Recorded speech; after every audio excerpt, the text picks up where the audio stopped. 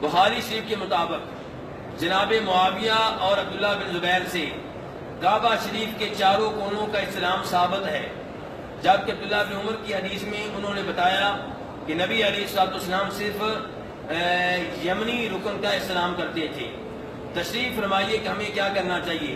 کیا کعبہ کی دیواروں کے پاس جا کر گڑ گڑا کر دعا کرنی چاہیے؟ میرے بھائی، آپ نے یہ تو لکھ دیا کہ جناب امیر معاویہ بیت اللہ کے چاروں کونوں کا استلام کرتے تھے، ہاتھ لگاتے تھے، عبداللہ بن زبیر بھی یہ کرتے تھے، لیکن آپ نے یہ نہیں بتایا کہ عبداللہ ابن عباس نے انہیں روکا۔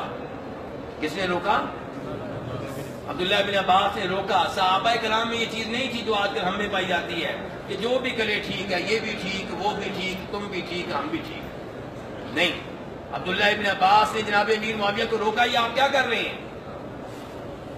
امیر معاویہ کہنے لگے یہ اللہ کا عظیم گھر ہے، اس کے ہر حصے کے ساتھ محبت و عقیدت کا اظہار کریں گے، کسی بھی حصے سے راز نہیں کریں گے۔ محبت میں ڈوبے ہوئے، عقیدت میں ڈوبے ہوئے الفاظ ہیں جناب امیر معاویہ کے، لیکن عبداللہ ابن عباس نے ان الفاظ کو قبول نہیں کیا۔ انہوں نے اس پہ اللہ کی آیت پڑھی، اللہ کا کلام پڑھا کہ اللہ کہتے ہیں لَقَدْ كَانَ لَكُمْ فِي رَسُولِ اللَّهِ أُسْوَةٌ حَسَنَةٌ، کہ نبی علیہ الصلوۃ والسلام کی ذات میں تمہارے لیے بہترین نمونہ ہے، اور آپ نے رکن یمانی کا استلام کیا ہے، حجر اسود کا استلام کیا ہے، باقی دو کونوں کا استلام نہیں کیا۔ یہ سن کر جناب امیر معاویہ نے مان لیا اور اپنا عمل ترک کر دیا۔ صحابہ کرام قرآن کو ماننے والے تھے، ان میں ضد نہیں تھی، ان میں عناد نہیں تھا، ان میں تعصب نہیں تھا، ان میں ہر درمی نہیں تھی، بلکہ یعلا بن امیہ کی ابھی حدیث سنی ہے نا آپ نے؟ سنی ہے کہ بھول گئے ہیں؟ یہی یعلا بن امیہ روایت کرتے ہیں۔ مسند احمد کی روایت آج سب بڑی اہم روایت بیان کرنے لگا ہوں۔ یعلا بن امیہ کہتے ہیں کہ میں بیت اللہ کا طواف کر رہا تھا، جب میں بیت اللہ کے اس کونے کے پاس پہنچا جو حجر اسود کے بعد میں ہے، جو بیت اللہ کے دروازے کے بعد میں ہے، ذہن میں آ گیا؟ کون سا؟ حتیم والا۔ تو وہاں پہ میں نے امیر المؤمنین عمر فاروق کا ہاتھ پکڑنا چاہا تاکہ کعبہ کے ساتھ لگاؤں۔ جناب عمر فاروق نے اپنا ہاتھ کھینچ لیا اور کہا یعلا، کیا آپ نے یہاں پہ نبی علیہ الصلوۃ والسلام کی معیت میں اور صحبت میں طواف نہیں کیا؟ یعلا کہنے لگے میں نے کیا تھا۔ جناب عمر فاروق نے سوال کیا کیا نبی علیہ الصلوۃ والسلام نے بیت اللہ کے اس کونے کو ہاتھ لگایا تھا؟ کہا نہیں۔ کہا پھر اللہ تعالیٰ کہتے ہیں لَقَدْ كَانَ لَكُمْ فِي رَسُولِ اللَّهِ أُسْوَةٌ حَسَنَةٌ، کہ نبی علیہ الصلوۃ والسلام تمہارے لیے بہترین نمونہ ہے، پیچھے ہٹ جاؤ۔ جناب عمر فاروق نے اس کونے کو ہاتھ نہیں لگانے دیا۔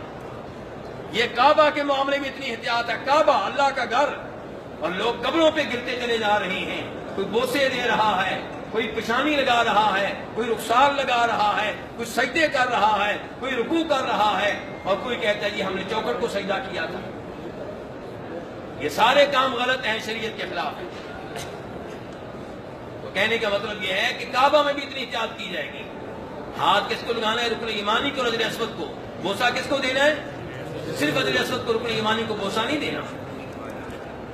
اور بیت اللہ کے دروازے اور حجر اسود کے درمیان جو جگہ ہے ملتزم، وہاں پہ ہاتھ لگا کر، سینہ لگا کر دعا کر سکتے ہیں۔ باقی بیت اللہ کی ہر دیوار کو ہاتھ لگانا، غلاف کو ہاتھ لگانا، محبت کے طور پہ، عقیدت کے طور پہ، عبادت کے طور پہ، نیکی کے طور پہ، اجر و ثواب کے طور پہ غلط ہے۔